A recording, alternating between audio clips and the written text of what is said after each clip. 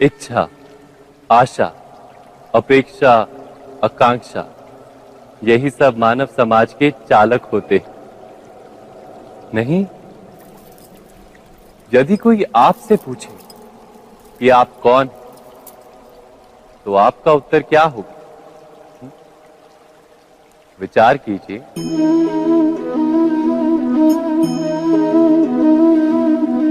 आप तुरंत ही ये जान पाएंगे कि आपकी इच्छाएं ही आपके जीवन की व्याख्या है। कुछ पाने से मिली सफलता, कुछ ना पाने से मिली निष्फलता ही आपका परिचय। अधिकतर लोग ऐसे जीते हैं कि स्वयं भीतर से मरते रहते हैं, किंतु अपनी इच्छाओं को नहीं मार पाते। इच्छाएं उन्हें दौड़ाती हैं जिस प्रकार मृग तृष्णा मृग को दौड़ाती। परंतु इन्हीं इच्छाओं के गर्भ में ही ज्ञान का प्रकाश भी। कैसे? जब इच्छाएं अपूर्ण रहती और टूटती, तब वहीं से ज्ञान की किरण प्रवेश करती है मनुष्य के हृदय। ना, ये कथा नहीं है केवल इच्छाओं के संघर्ष की, नहीं है केवल महत्वाकांक्षाओं से जन्म लेने वाले भयावह रक्तपात। ये कथा है इच्छाओं के गर्भ से उदित होते हुए ज्ञान की।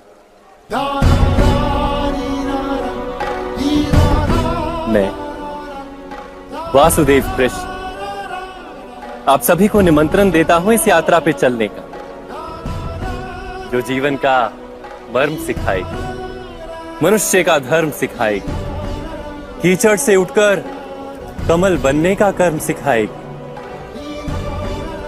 और इस यात्रा का नाम है महाभारत।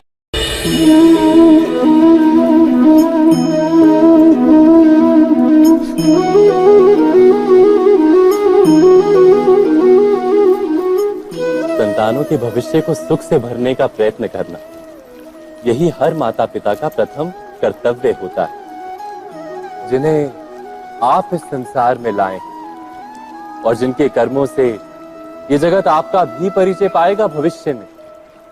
उनके भविष्य के सुख की योजना करने से अधिक महत्व और हो भी क्या सकता है। किंतु सुख और सुरक्षा,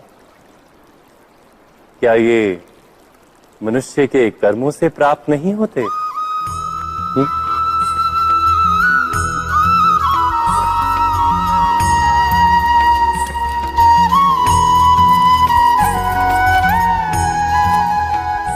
माता पिता के दिए हुए अच्छे या बुरे संस्कार, उनकी दी हुई योग्य अथवा अयोग्य शिक्षा, क्या आज के सारे कर्मों का मूल नहीं? संस्कार और शिक्षा से बनता है मनुष्य का चरित्र। अर्थात माता पिता अपनी संतानों का जैसा चरित्र बनाते हैं, ऐसा ही बनता है उनका भविष्य। किंतु फिर भी अधिकतर माता पिता अपनी संतानों का भविष्य सुरक्षित करने की चिंता में उनका चरित्र निर्माण का कार्य भूल ही जाते हैं। वस्तुतः जो माता पिता अपनी संतानों के भविष्य की चिंता करते हैं, उनकी संतानों को कोई लाभ नहीं होता। किंतु जो माता पिता अपने संतानों के भविष्य की नहीं, उनके चरित्र का निर्माण करते हैं, उन संतानों की प्रशस्ति समस्त संसार करता है। स्वयं विचार कीजिए।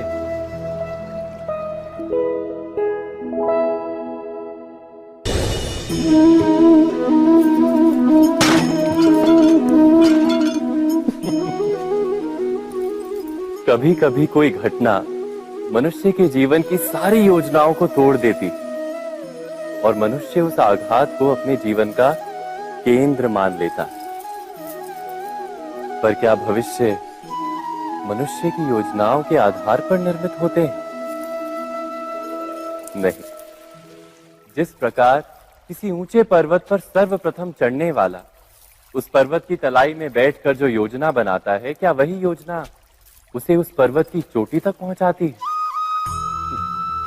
नहीं। वास्तव में वो जैसे जैसे ऊपर चढ़ता है वैसे वैसे उसे नई नई चुनौतियां, नई नई विडंबनाएं, नए नए अवरोध मिलते हैं। प्रत्येक पद पर वो अपने अगले पद का निर्णय करता है। प्रत्येक पद पर उसे अपनी योजनाओं को बदलना पड़ता है। कहीं पुरानी योजना उसे खाई में ना ढकेल दे।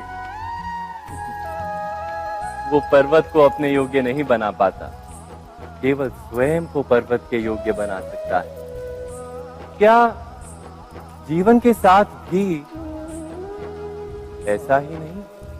जब मनुष्य जीवन में किसी एक चुनौती को, एक अवरोध को अपने जीवन का केंद्र मान लेता है, अपने जीवन की गति को ही रोक देता है, तो वो अपने जीवन में सफल नहीं बन पाता और ना ही सुख और शांति प्राप्त कर पाता। अर्थात जीवन को अपने योग्य बनाने के बदले स्वयं अपने को जीवन के योग्य बनाना ही सफलता और सुख का एकमात्र मार्ग नहीं। स्वयं विचार कीजिए।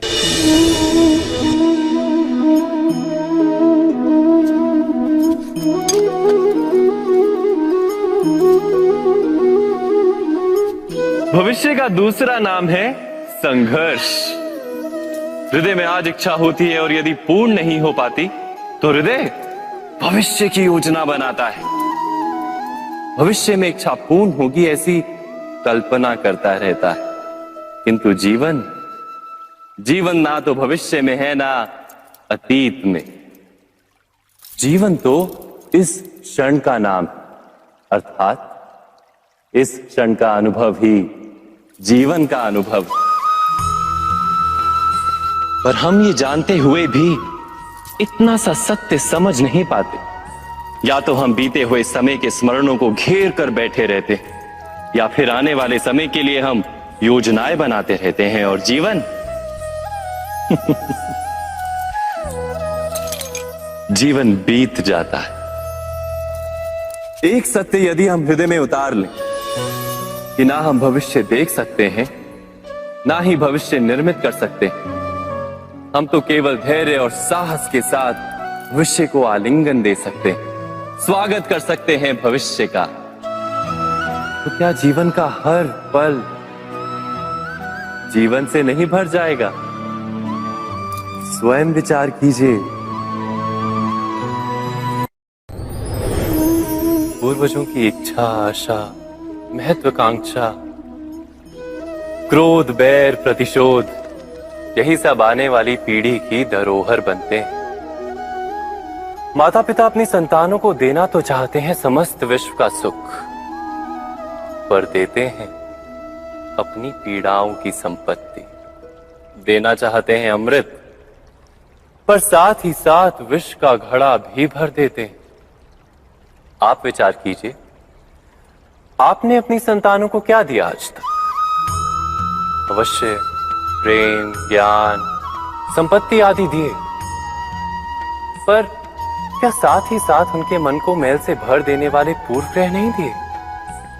अच्छे बुरे की पूर्व निर्धारित व्याख्याएं नहीं दी?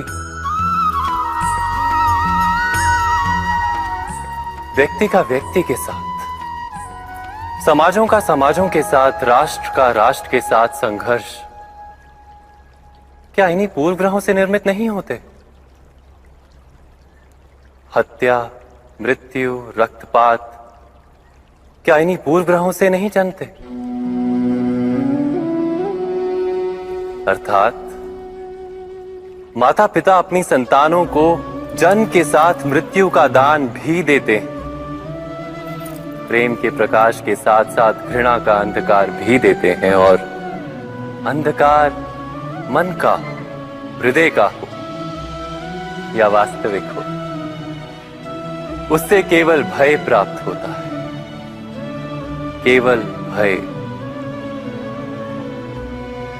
स्वयं विचार कीजिए।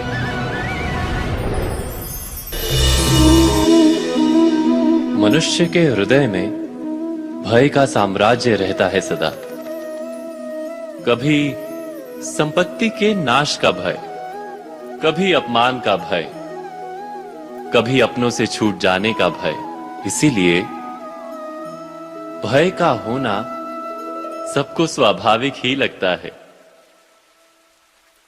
क्या कभी विचार किया है, जो स्थिति अथवा वस्तु भय को जन्म देती है, क्या वहीं से वास्तव में दुख आता है? नहीं, ऐसा तो कोई नियम नहीं। और सबका अनुभव तो ये बताता है कि भय धारण करने से भविष्य के दुख का निवारण नहीं होता। भय केवल आने वाले दुख की कल्पना मात्र ही है, वास्तविकता से इसका कोई संबंध नहीं है। तो क्या ये जानते हुए भी कि भय कुछ और नहीं, केवल कल्पना मात्र ही है, इससे मुक्त होकर निर्भय बन पाना क्या बहुत कठिन है?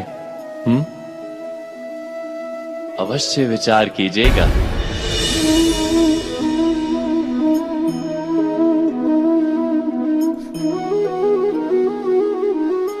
जगत में प्रत्येक व्यक्ति को किसी ना किसी प्रकार की निर्बलता अवश्य होती है। जैसे कोई बहुत तेजी से दौड़ नहीं पाता तो कोई अधिक भार नहीं उठा पाता, कोई असाध्य रोग से पीड़ित रहता है तो कोई पढ़े हुए पाठों को स्मरण में नहीं रख पाता।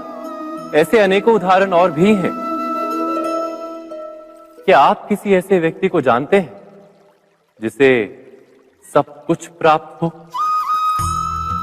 और हम जीवन की उस एक निर्बलता को जीवन का केंद्र मानकर जीते हैं? इस कारणवश हृदय में दुख और असंतोष रहता है सदा।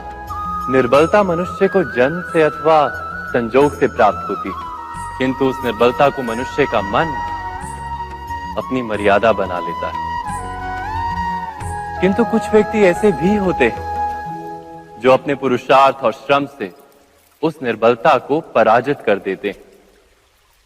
क्या भेद है उनमें और अन्य लोगों में? क्या आपने कभी विचार किया है? सरल सा उत्तर है इसका। जो व्यक्ति निर्बलता से पराजित नहीं होता, जो पुरुषार्थ करने का साहस रखता है हृदय में, वो निर्बलता को पार कर जाता है। अर्थात निर्बलता अवश्य ईश्वर देता है, किंतु मर्यादा मनुष्य का मन ही निर्मित करता है। स्वयं विचार कीजिए।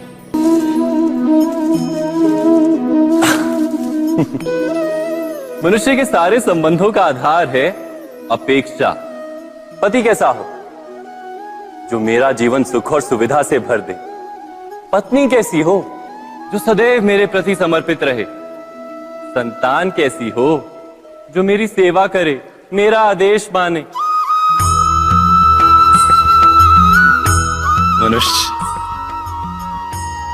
मनुष्य उसी को प्रेम भी कर पाता है जो उसकी अपेक्षा पूर्ण करता है। और अपेक्षा की तो नियति है भंग होना। कैसे? क्योंकि अपेक्षा मनुष्य के मस्तिष्क में जन्म लेती है। कोई अन्य व्यक्ति उसकी अपेक्षाओं के बारे में जान ही नहीं पाता। पूर्ण करने की प्रामाणिक इच्छा हो तब भी कोई मनुष्य किसी की अपेक्षाओं को पूर्ण नहीं कर पाता, और वहां से जन्म लेता है संघर्ष। सारे संबंध संघर्ष में परिवर्तित हो जाते। पर मनुष्य अपेक्षा को संबंध का आधार ना बनाए और स्वीकार करे केवल संबंध का आधार, तो क्या ये जीवन स्वयमेव सुख और शांति से नहीं भर जाएगा? स्वयं विचार कीजिएगा।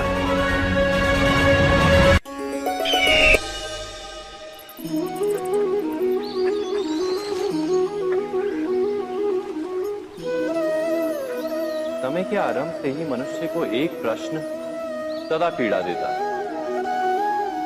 कि वो अपने संबंधों में अधिकतम सुख और कम से कम दुख किस प्रकार प्राप्त कर सकता है। क्या आपके सारे संबंधों ने आपको संपूर्ण संतोष दिया है? विचार कीजिए। हमारा जीवन संबंधों पर आधारित है। हमारी सुरक्षा संबंधों पर आधारित है। इसी कारण हमारे जीवन के सारे सुखों का आधार भी संबंध है। किंतु फिर भी हमें संबंधों में ही अधिकतर दुख क्यों प्राप्त होते हैं? सदा ही संघर्ष भी संबंधों से ही उत्पन्न क्यों हो जाते हैं? कभी विचार किया है? जब कोई व्यक्ति किसी अन्य व्यक्ति के विचार अथवा कार्य को स्वीकार नहीं करता, उसमें परिवर्तन करने का प्रयत्न करता है, तो संघर्ष जन्म लेता है। अर्थात जितना अधिक अस्वीकार उतना ही अधिक संघर्ष, और जितना अधिक स्वीकार उतना ही अधिक सुख। क्या ये वास्तविकता नहीं? यदि मनुष्य स्वयं अपनी अपेक्षाओं पर अंकुश रखे, अपने विचारों को परखे, किसी अन्य व्यक्ति में परिवर्तन करने का प्रयत्न ना कर स्वयं अपने भीतर परिवर्तन करने का प्रयास करे, तो क्या संबंधों में संतोष प्राप्त करना इतना कठिन? अर्थात क्या स्वीकार ही संबंध का वास्तविक अर्थ नहीं? स्वयं विचार कीजिए।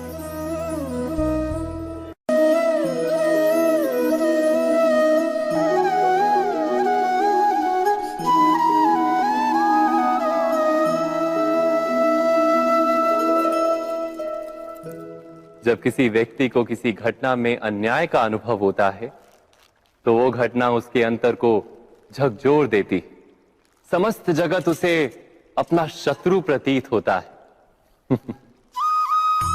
अन्याय लगने वाली घटना जितनी बड़ी होती है, मनुष्य का हृदय भी उतना ही अधिक विरोध करता है।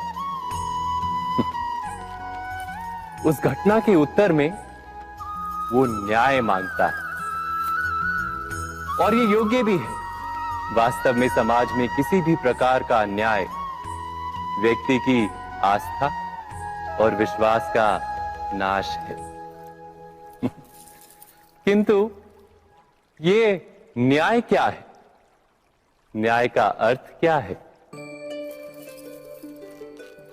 अन्याय करने वाले को अपने कार्य पर पश्चाताप हो, और अन्याय भुगतने वाले के मन में फिर से विश्वास जगे समाज के प्रति। इतना ही अर्थ है ना न्याय का। किंतु जिसके हृदय में धर्म नहीं होता, वो न्याय को छोड़कर बैर और प्रतिशोध को अपनाता है। हिंसा के बदले प्रतिहिंसा की भावना लेकर चलता है। स्वयं भोगी हुई पीड़ा से कहीं अधिक पीड़ा देने का प्रयत्न करता है, और इस मार्ग पर चलते अन्याय को भुगतने वाला स्वयं अन्याय करने लगता है। शीघ्र ही वो अपराधी बन जाता है। अर्थात न्याय और प्रतिशोध के बीच बहुत कम अंतर होता है, और इसी अंतर का नाम है धर्म। क्या ये सत्य नहीं? स्वयं विचार कीजिए। दो व्यक्ति जब निकट आते हैं तो एक दूसरे के लिए सीमाएं और मर्यादाएं निर्मित करने का प्रयत्न अवश्य करते हैं।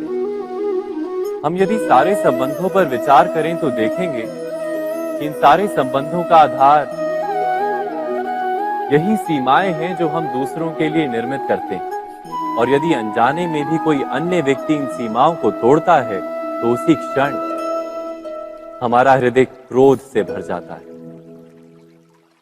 इन सीमाओं का वास्तविक रूप क्या है?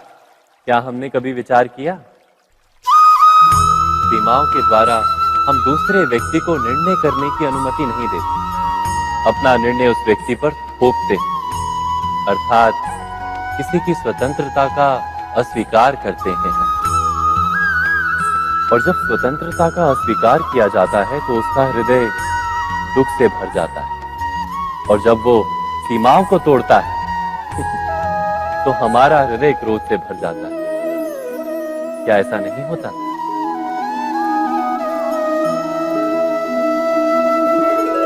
पर यदि एक दूसरे की स्वतंत्रता का सम्मान किया जाए तो किसी मर्यादाओं या सीमाओं की आवश्यकता ही नहीं होती।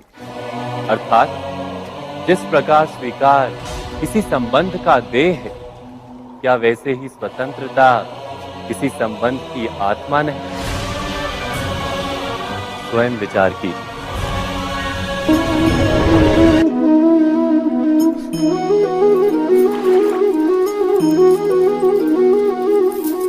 पिता सदा ही अपने संतान के सुख की कामना करते हैं, उनके भविष्य की चिंता करते रहते हैं। इसी कारणवश सदा ही अपने संतानों के भविष्य का मार्ग स्वयं निश्चित करने का प्रयत्न करते रहते हैं।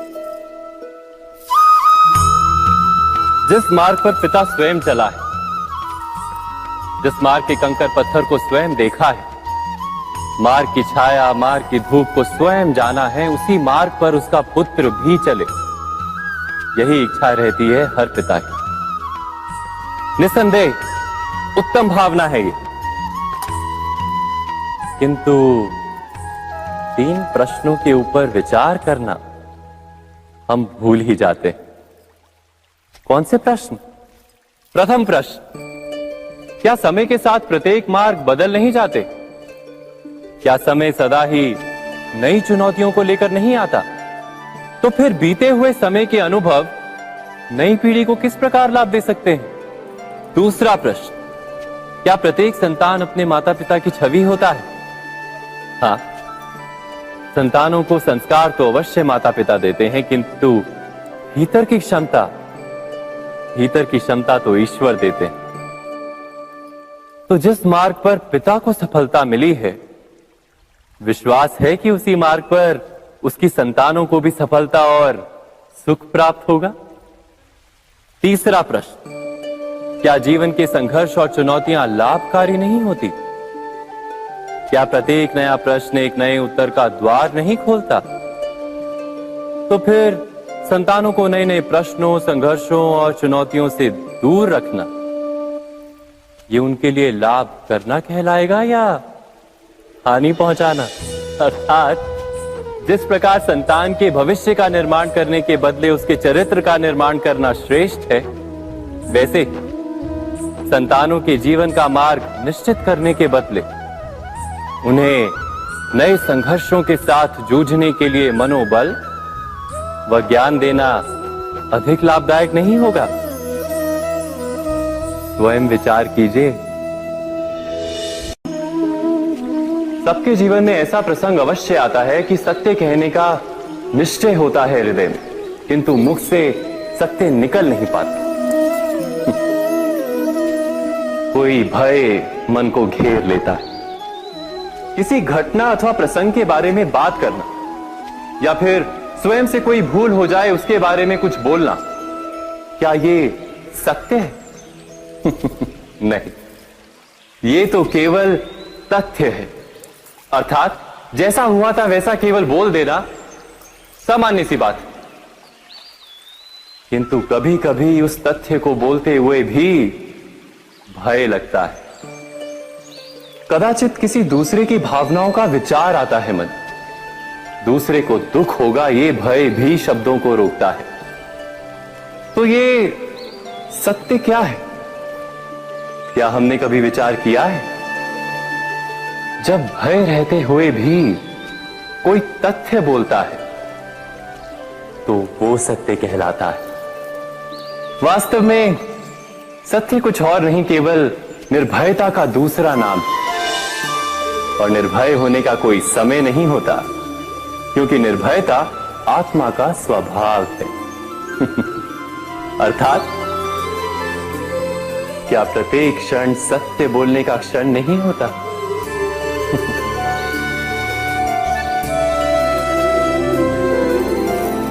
स्वयं विचार कीजिए। जब भी किसी की आशा और इच्छा भंग होती है तो उसका हृदय क्रोध से भर जाता है। जिस व्यक्ति को वो अपना अपराधी समझता है उसे दंड देने का प्रयत्न करता है। पर क्या हमारी इच्छा या आशा का भंग होना क्या सदा ही किसी का अपराध होता है? इच्छाओं के अपूर्ण रहने के तो कई कारण हो सकते हैं। कुछ तो संजोग के कारण अधूरी रह जाती हैं और कुछ नियति के कारण। और कभी कभी इच्छाओं का स्वरूप ही ऐसा होता है कि वो पूर्ण नहीं हो पाती। बिना परिस्थिति पर विचार किए किसी को अपराधी मान लेना न्याय नहीं, प्रतिशोध है। न्याय का आधार तो दया है, करुणा है, और प्रतिशोध का आधार क्रोध, अहंकार। अर्थात हृदय में करुणा धारण किए बिना किसी के अपराध के विषय में विचार करना, किसी को दंड देना क्या अपने आप में ही अन्याय नहीं?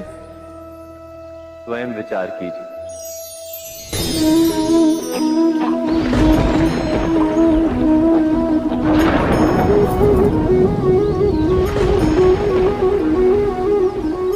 सपनों और पूर्वाभासों के आधार पर हम भविष्य के सुख दुख की कल्पना करते हैं। भविष्य के दुख का कारण दूर करने के लिए हम आज योजना बनाते हैं, किंतु कल के संकट को आज निर्मूल करने से हमें लाभ मिलता है या हानि पहुंचती है? ये प्रश्न हम कभी नहीं करते। सत्य तो यह है कि संकट और उसका निवारण साथ जनते हैं, व्यक्ति के लिए भी और सृष्टि के लिए भी। नहीं, आप अपने भूतकाल का स्मरण कीजिए, इतिहास को देखिए। आप तुरंत ही ये जान पाएंगे कि जब जब संकट आता है तब तब उसका निवारण करने वाली शक्ति भी जन्म लेती है। यही तो जगत का चलन है। वस्तुतः संकट ही शक्ति के जन्म का कारण है। प्रत्येक व्यक्ति जब संकट से निकलता है तो एक पद आगे बढ़ा होता है, अधिक चमकता है, आत्मविश्वास से अधिक भरा होता है, न केवल अपने लिए अपितु विश्व के लिए भी। क्या ये सत्य नहीं? वास्तव में संकट का जन्म है एक अवसर का जन्म, अपने आप को बदलने का, अपने विचारों को ऊंचाई पर करने का अवसर, अपनी आत्मा को बलवान और ज्ञान मंडित बनाने का अवसर। जो ये कर पाता है उसे कोई संकट नहीं होता, किंतु जो ये नहीं कर पाता वो तो स्वयं एक संकट है विश्व के लिए। विचार कीजिए।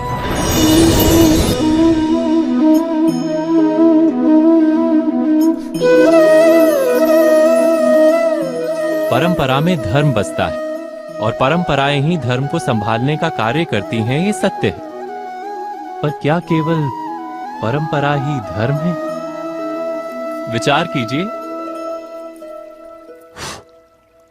सत्य तो यह है कि जिस प्रकार पाषाण में शिल्प होता है उसी प्रकार परंपरा में धर्म होता है। इस पत्थर में शिल्प है, ये पत्थर शिल्प नहीं। शिल्प को उजागर करने के लिए उसे तोड़ना पड़ता है, अनावश्यक भागों को दूर करना पड़ता है।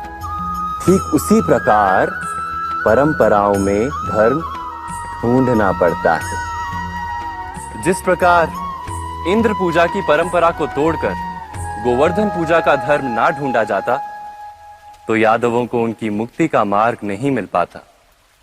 अर्थात परंपरा को पूर्णता छोड़ देने वाला धर्म से वंचित रह जाता है और परंपरा का अंध अनुकरण करने वाला भी धर्म को प्राप्त नहीं कर पाता। कहते हैं हंस के पास नीर क्षीर विवेक होता है। दूध में मिले पानी को छोड़कर केवल दूध ही ग्रहण करता है। तो क्या सच्चा धर्म प्राप्त करने के लिए हृदय में ज्ञान से जन्मा विवेक आवश्यक है? और ऐसे विवेक के बिना जिसे धर्म मान भी लिया जाए, जो वास्तव में धर्म ना भी हो, ऐसा भी तो हो सकता है। स्वयं विचार कीजिएगा।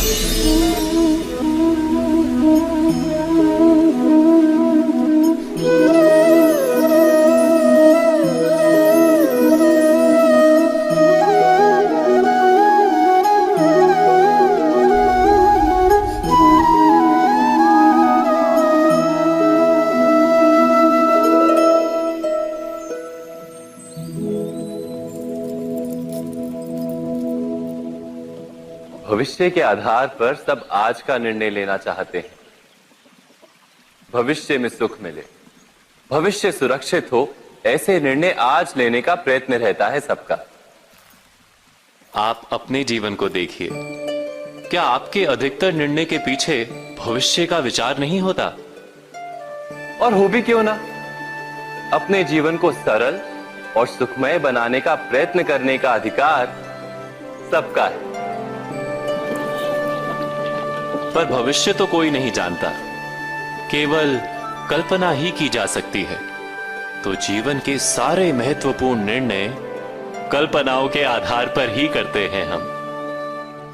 क्या निर्णय करने का कोई तीसरा मार्ग हो सकता है? विचार कीजिए। सारे सुखों का आधार धर्म है और वो धर्म मनुष्य के हृदय में बसता है। तो प्रत्येक निर्णय से पूर्व स्वयं अपने हृदय से ये प्रश्न अवश्य पूछ लेना कि ये निर्णय स्वार्थ से जन्मा है या धर्म से। क्या इतना पर्याप्त नहीं? भविष्य के बदले धर्म का विचार करने से क्या भविष्य अधिक सुखपूर्ण नहीं होगा? स्वयं विचार कीजिए। व्यक्ति को जब उसके अपराध का दंड मिलता है तब कभी कभी उस न्याय को देखकर मन कचोटता है। प्रश्न उठता है हृदय में कि जब वो अपराध हुआ था तब व्यक्ति भिन्न था। उसके पश्चात उसने इतने पश्चाताप किए, स्वयं में इतना परिवर्तन किया, फिर उसे दंड क्यों मिले? पर जहां आघात होता है वहां प्रत्याघात भी होता है। जैसा कर्म वैसा फल।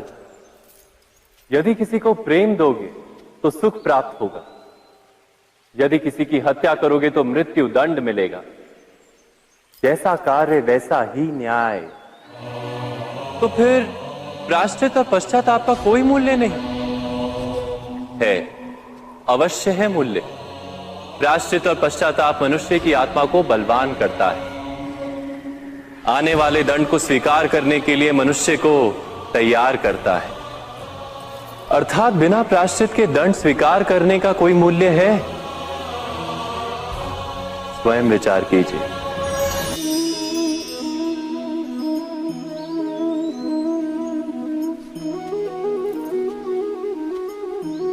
जब अपने किसी अच्छे कार्य के उत्तर में दुख प्राप्त होता है अथवा किसी को उसके दुष्ट कार्य में सुख मिलता है तो मन अवश्य ये विचार करता है कि अच्छा कार्य करने का, धर्म के मार्ग पर चलने का तात्पर्य क्या है। पर दुष्ट आत्मा को क्या प्राप्त होता है ये भी देखिए। दुष्टता करने वाला हृदय सदा चंचल रहता है, अकुलाता रहता है। मन में सदा नए नए संघर्ष उत्पन्न होते हैं। अविश्वास उसे जीवन भर दौड़ाता है। क्या ये सुख? जबकि धर्म पे चलने वाला, अच्छा कार्य करने वाले, सच्चरित्र व्यक्ति का हृदय शांत रहता है। परिस्थितियां उसके जीवन के सुख में बाधा नहीं बनती। समाज में सम्मान और मन में संतोष रहता है सदा। अर्थात अच्छा बर्ताव भविष्य में किसी सुख का मार्ग नहीं। अच्छा बर्ताव स्वयं सुख अथवा बुरा बर्ताव भविष्य में किसी दुख का मार्ग नहीं। अधर्म उसी क्षण दुख उत्पन्न करता है। धर्म से सुख नहीं, धर्म स्वयं।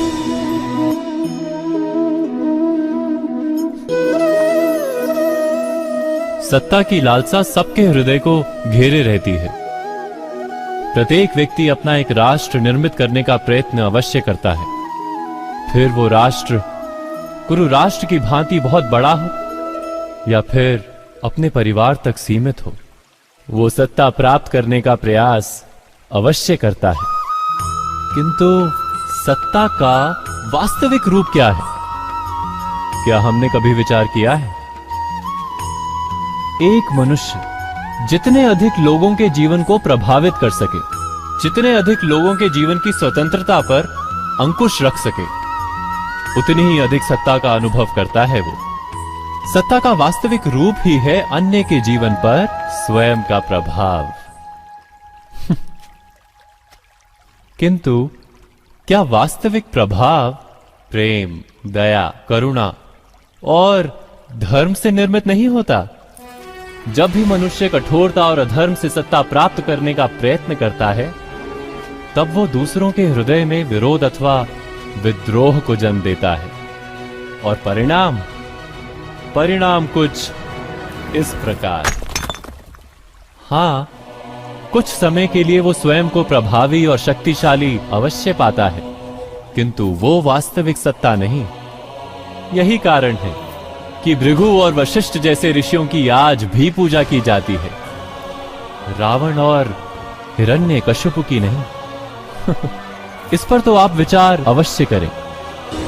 सत्य कहा ना?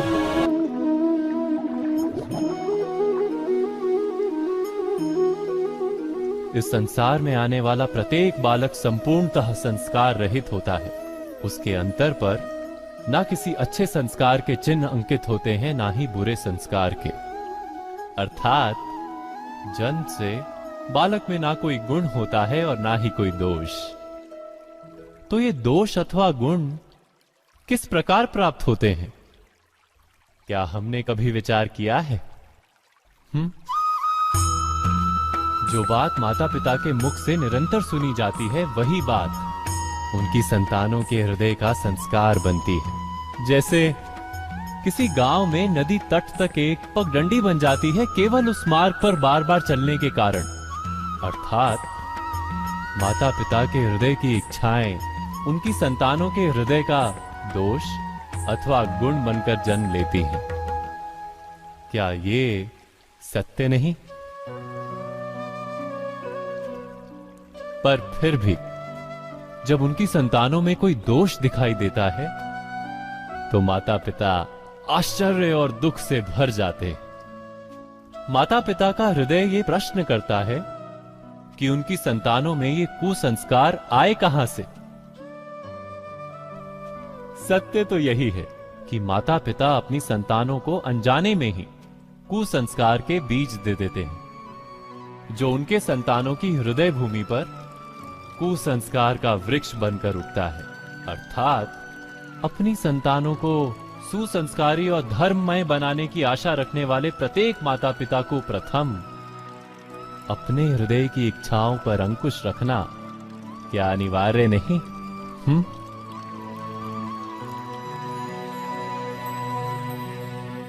प्रत्येक माता पिता इस पर विचार अवश्य कीजिएगा।